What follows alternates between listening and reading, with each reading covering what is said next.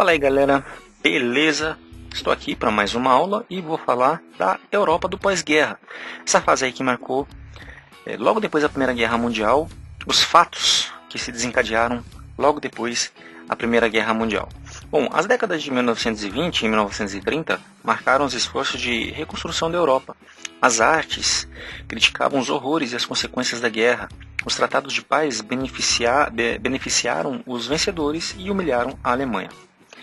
Os tratados de paz, que foram feitos logo após a Primeira Guerra Mundial, com o final da Primeira Guerra Mundial, se deu quando os países vencedores estabeleceram acordos de paz nos quais pretendiam criar novas fronteiras políticas e regras para os países vencidos. Em 1919, foi assinado aí o Tratado de Versalhes, que estabeleceu os termos do fim da Primeira Guerra Mundial. Os vencedores, liderados pela França e pela Inglaterra, consideraram a Alemanha culpada pelo conflito. Por isso, ela deveria pagar pesadas indenizações aos países que haviam atacado. Caso não pagasse, suas dívidas poderia ter o seu território invadido. Além disso, a Alemanha perdeu suas áreas coloniais e a região da Alsácia-Lorena, tomada da França no século XIX. E essa região foi reintegrada ao território francês. O exército alemão foi reduzido a 100 mil soldados. A humilhação causada pelo tratado incentivou um forte nacionalismo entre os alemães, aí que vai ser um dos fermentos para se desenrolar a Segunda Guerra Mundial. Mas daí já vou falar em outro assunto. Bom, o Império Alemão e os impérios austro-húngaro e turco-otomano não foram desmembrados e tiveram seus territórios. Na verdade, eles foram desmembrados, e tiveram seus territórios diminuídos. Com essa reorganização das fronteiras, os vencedores pretendiam enfraquecer a Alemanha, evitar a formação de um novo grande poder na Europa e no Oriente Médio, e isolar o regime socialista implantado na União Soviética em 1917, durante a Primeira Guerra Mundial. Nesse mesmo ano também foi criado a Liga das Nações, organização internacional responsável pela manutenção da liberdade e da paz entre os países. Era uma espécie de organização das Nações Unidas da época e tinha justamente esse nome, Liga das Nações. A Liga deveria mediar possíveis conflitos e crises entre nações, evitando assim a ocorrência de uma nova guerra. Durante a Primeira Guerra, o cotidiano dos europeus sofreu fortes alterações. Havia escassez de trabalhadores, já que os homens eram convocados a servir o exército. Mulheres e crianças foram chamados para substituí-los na fábrica e no campo. Esses fatores, somados à grande destruição provocada pelas batalhas, faziam com que a insatisfação popular com a guerra crescesse cada vez mais. O esforço de guerra diminuir a liberdade dos indivíduos e aumentar o poder do Estado. Tal situação causou rebeliões por toda a Europa, especialmente entre 1917 e 1918.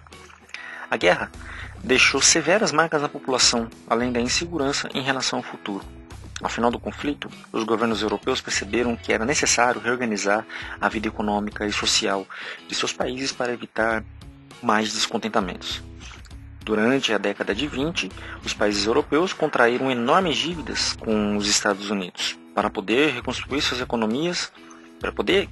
sua economia e sua infraestrutura. Os Estados Unidos não tiveram território destruído pela guerra e se tornaram os credores da Europa, incluindo a Alemanha derrotada também, além de França e Inglaterra como esses principais devedores dos Estados Unidos. Esses fatores foram fundamentais para que eles se tornassem a principal potência mundial e contribuíram para o final da hegemonia europeia. Os empréstimos dos americanos garantiram a retomada da produção e do comércio europeu, assim como a reconstrução das cidades, estradas e edificações públicas. Parecia que o mundo estava entrando numa nova época de paz e de prosperidade.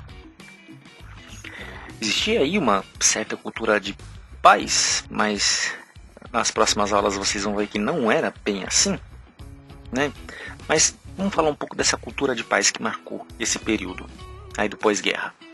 Os anos de 1920 também foram um período de muitos contrastes. Por um lado, as pessoas estavam otimistas com o fim da guerra, havia expectativa de uma nova vida em paz. Por outro, pairava o pessimismo causado pelas dificuldades de um recomeço diante dos efeitos da guerra. O progresso também provocava sentimentos dúbios e a possibilidade de conforto material.